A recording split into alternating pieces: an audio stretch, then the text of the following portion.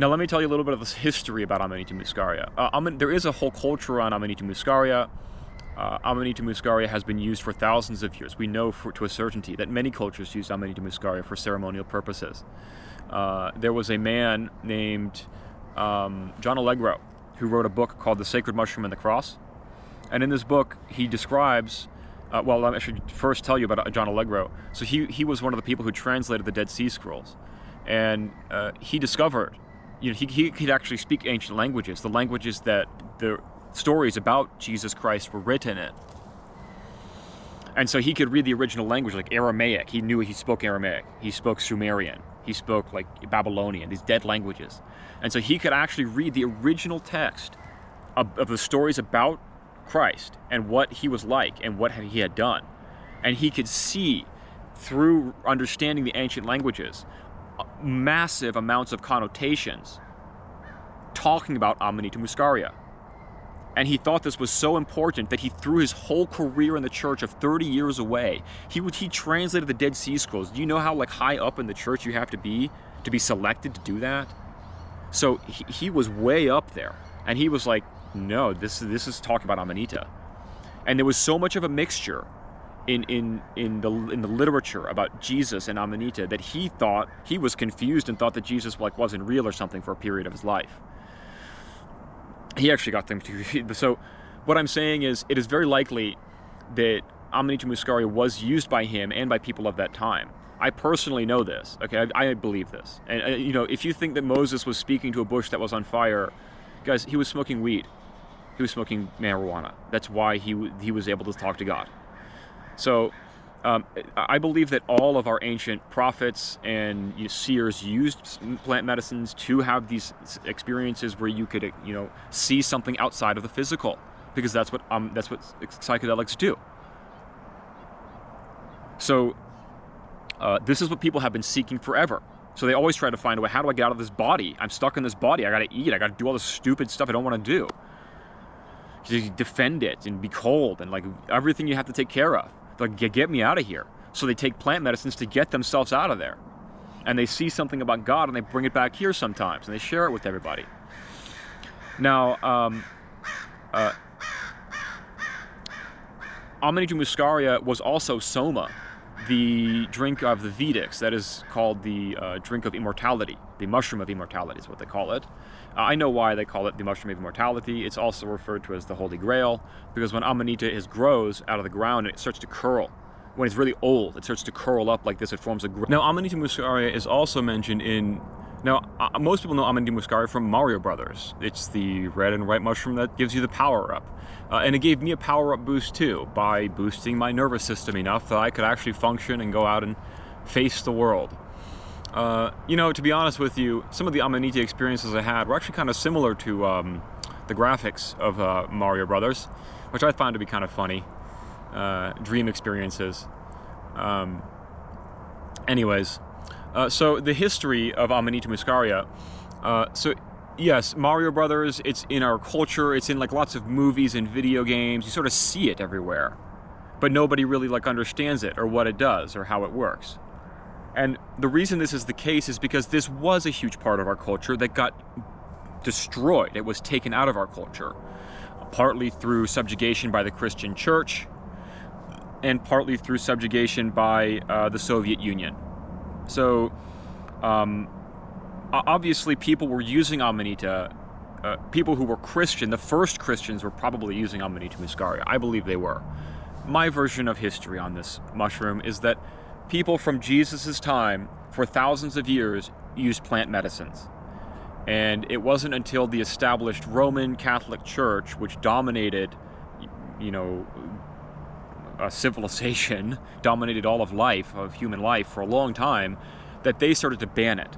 Because they were like, wait, these Amanita guys, they're too awake. They're telling people to stop being selfish and stuff. We got to take them out.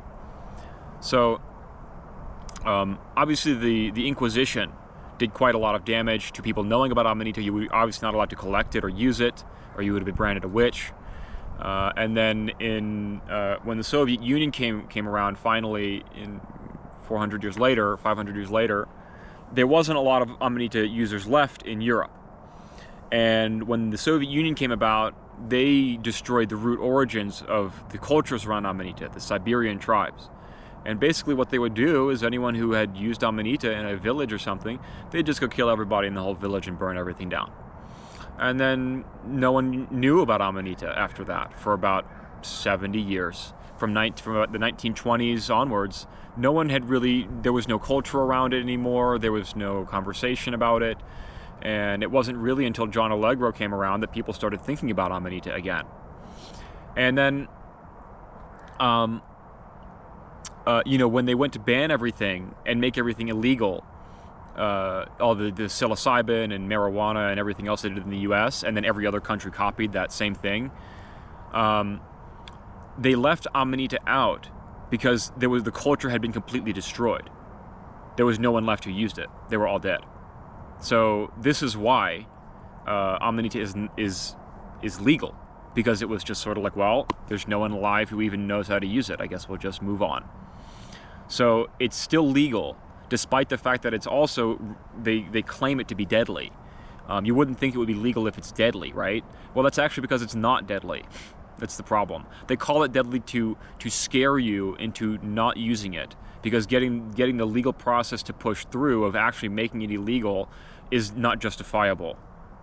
It's not justifiable, and there's the only reason they would do that would be to force pharmaceuticals into the market so that pharmaceuticals can control plant medicines, what used to be the plant medicine market. That's the only reason they would do that. So this is why there's no history on Amanita, because it's been crushed. Now, I am trying to sort of single-handedly revive this culture. It hasn't gone so well up to this point. It's been pretty much just me by myself.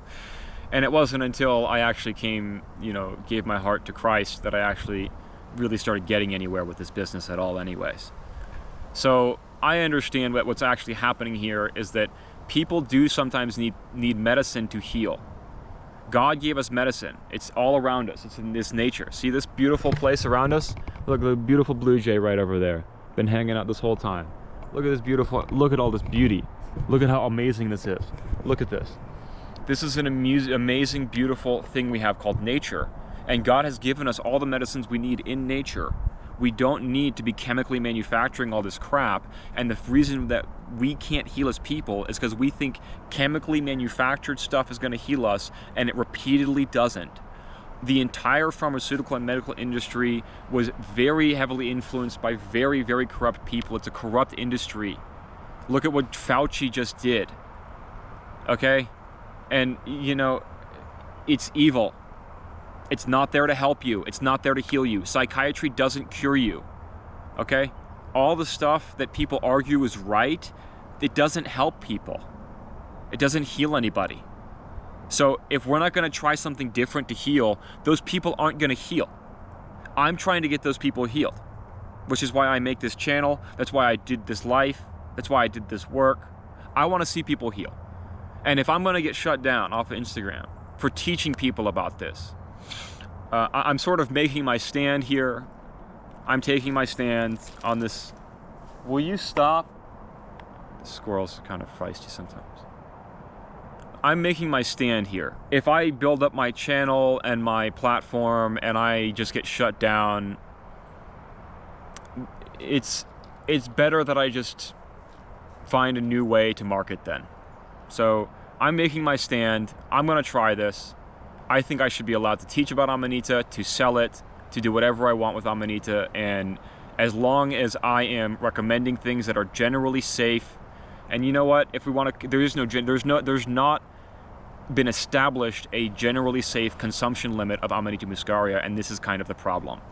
That should be established, which means we should research it. We should look into it, shouldn't we? We shouldn't just shut out the research and shut out the education about it. We should look into it. We should discover, is this going to be something that might help people? Is this something that could be what? We don't know. We don't know. Let's try. Let's give it a shot. I am trying to revive Amanita's usage and to bring a culture of healing and prayer through the usage of Amanita and respecting it for what it is, a part of nature, which is it's a part of God. It's there to help us. It's given to help us. It's an ancient, sacred healer. It's extraordinarily wise and intelligent. The real reason they don't want you to have Amanita, guys, the true reason, is because they know everything that I know about Amanita. They know how old it is. They know how wise it is. They know what it can show you and what it can teach you about life. And they know that if a lot of people get their hands on that, it's going to be very dangerous for their system. You see, Amanita works on the subconscious mind. So it works on the parts of your mind that you're not really usually using.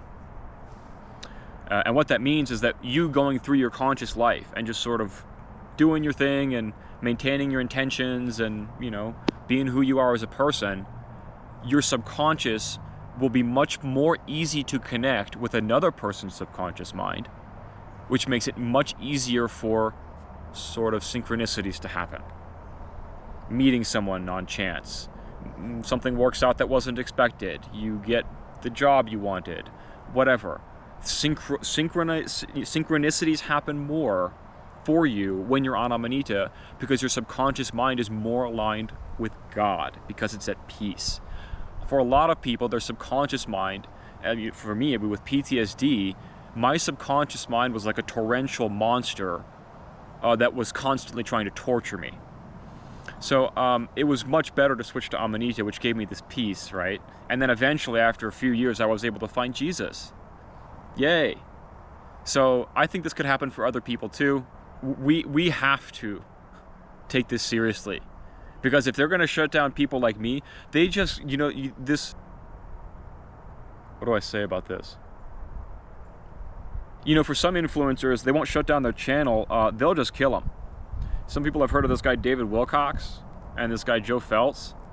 Yeah, these weren't even very famous people. They were like semi-famous. They were somewhat famous. And suicide is what they call it. Oh, interesting. There's no evidence that it was, though.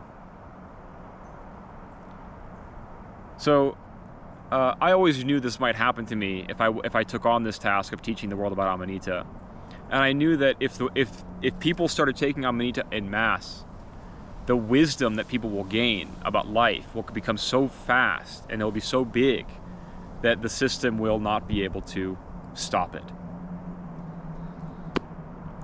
That is what Amanita really is. It's here to help bring the awakening of humanity into a new type of life where we're not controlled by fear anymore. I know because Amanita helped me walk out of fear, that fear that was impossible to overcome.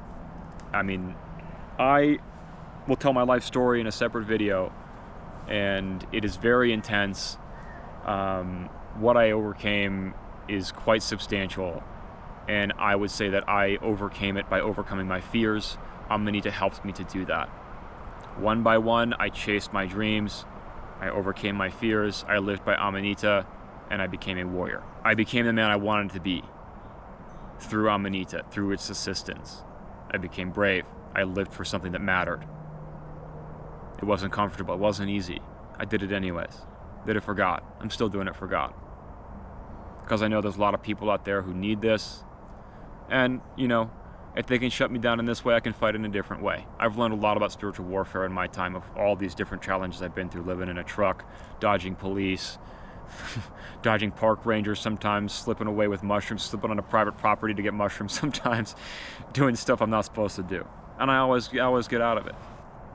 Somehow, I just always make it. But I always make it. That's my point. Somehow, I always walk away. Every situation I've been through. You know, I've had my vehicle searched. Once I got caught with psilocybin by the cops, they gave me a ticket instead of arresting me. It was in Nebraska. They would have given me 5 years if that had been a pissed off cop. But he was a nice cop, so he gave me a ticket. So like stuff like this has happened to me, guys, where it's like, I should be dead. I should be dead, really. For the amount of dangerous and stupid and crazy stuff I've done, something should have taken me out by now. But I'm still kicking, and I'm still going. So I'm gonna keep pushing and keep fighting, because what else am I gonna do? I'm gonna keep fighting for what's right, and they're gonna have to kill me to get me to stop.